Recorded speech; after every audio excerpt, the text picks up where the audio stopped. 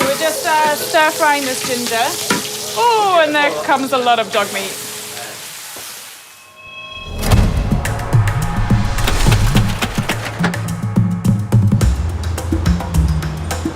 Facing a PR nightmare this year, the city government has retracted its support of the festival, claiming the holiday barely even exists.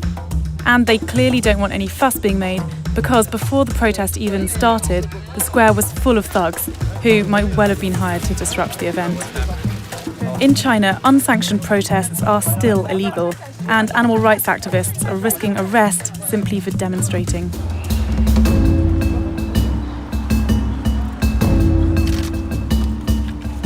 那么市长忽悠了我们，你知道吧？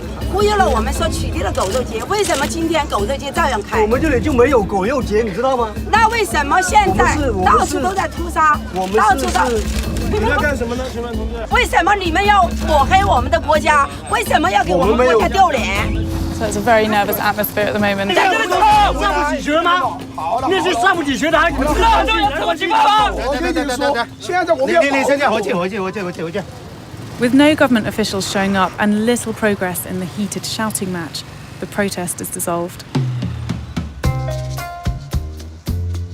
Ultimately, I wanted to see if a dog meat festival is really as heartbreaking as it sounds. We've been invited to celebrate the festival with a local family, who were probably a little weirded out that their traditional party had drawn such deep condemnation from across China and abroad. So we've come to a village just outside of Yulin. Feels very relaxed compared to the city. I feel like I've just stepped back in time a bit. This guy here belongs to the neighbours. They brought it along just in case there wasn't enough meat to feed the 100 guests. 这是你的狗吗？你要吃它吗？不要，为什么？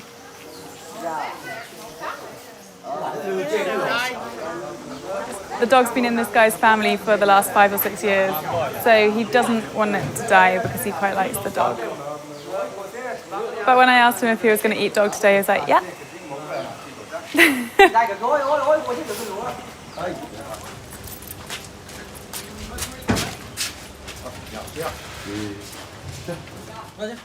I'm seeing 4 dead dogs inside boxes.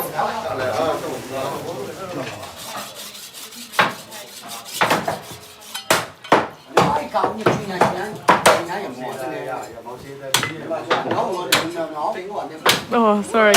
Oh, it's really hard because there's a lot of family watching, so I don't want to look too rude. But basically, they're cleaning the head, they're cutting the head open, and we're taking the meat out of the cheeks of the dog's head.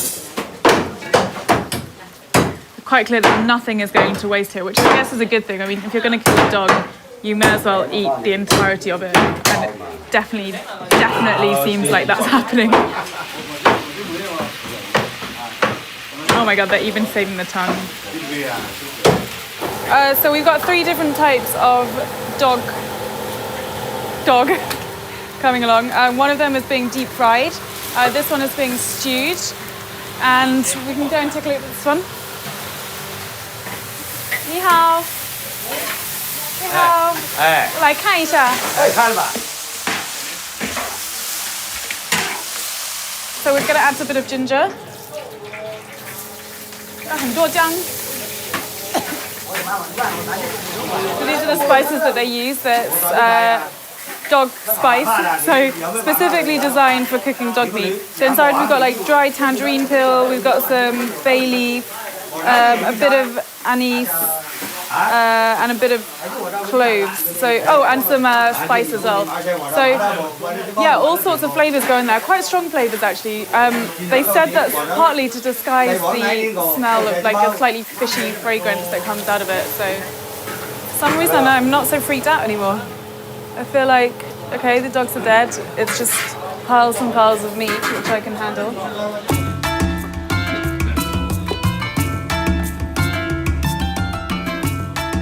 The vibe was actually nicer than you'd imagine.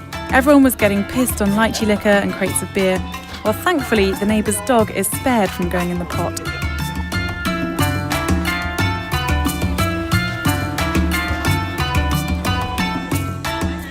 looks like maybe a quarter of a dog. I'm just psyching myself up. I've got every single person's eyes looking at me here. I feel like I'd be incredibly rude if I refused. And what the hell, when in Rome. 啊？你说什么？你尝一下，尝一下味道。啊，还可以吧？味道还可以吧？这个是美食。很特别的，很特色的。不要紧，再烧。谢谢，谢谢。尝一下，真的，是。这是哪个胃吗？这个不是胃，这个是肠。哦 ，OK。很好吃，最好吃是这个。Okay, one at a time. 好吃哦，真的。Yeah, I mean, 真的不要。Okay. Oh my God. Oh, fuck it. 还可以吧？其实不错。是啊，没什么呢。没你们想象那么恐怖，是不是？ Kind of a little bit like beef or lamb, that kind of texture. Although I have to say, it's kind of that distinct smell that is kind of lurking in my mouth still. Alarm bells are going off in my head saying, I just ate that dog, I just ate that dog, I just ate that dog. 很多外国人觉得狗是通人性的，是通人性的。然后牛不是。牛也通人性的话，有一些不通啊，有一些通人性，有一些是菜，这种是菜狗。然后在印度嘛，它牛是神嘛。我知道。你们吃牛，你英国吃牛，他印度人全部反对你们英国人，你怎么可以呢？是不是一样的一个道理啊？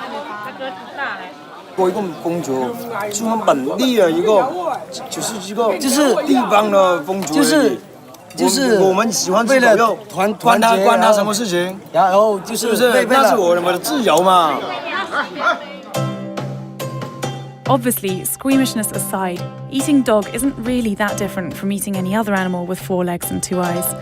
But frankly, the idea of slaughtering dogs that spent their last days in cages still bombs me out. Which is why I'm happy that there are some people out here who'll do anything to save them. The next morning, we caught up with an activist who's just saved a whole bunch of them. She's kind of the Oscar Schindler of the dog trade. 你为什么买这些狗？为什么救它？我这就花了9万多，没有钱。9万多。我想斗救，但是我救不过来，我毕竟我资金有限。你怎么赚9万块？有爱心人的捐助，有我儿子的捐助。我的家很富有，但是现在我没有家，我房子都卖了。哪怕别说我救300只，我救3只，我也不枉此行，我也不遗憾。我最起码我没到玉林的狗肉节，我没白来，我凭我的能力我去救。中国的老太太裹脚，对吧？过去裹脚盘头都去了，为什么这种血腥的这节日就去不了？ Oh my God! Do you recognise that dog? That was the dog that I saw yesterday that was supposed to go for the chop. 我认识它，好可爱。你看今天也干净了吧？昨天拿雨水冲了，然后又给擦的，那今天就比昨天漂亮。他知道有人救了他。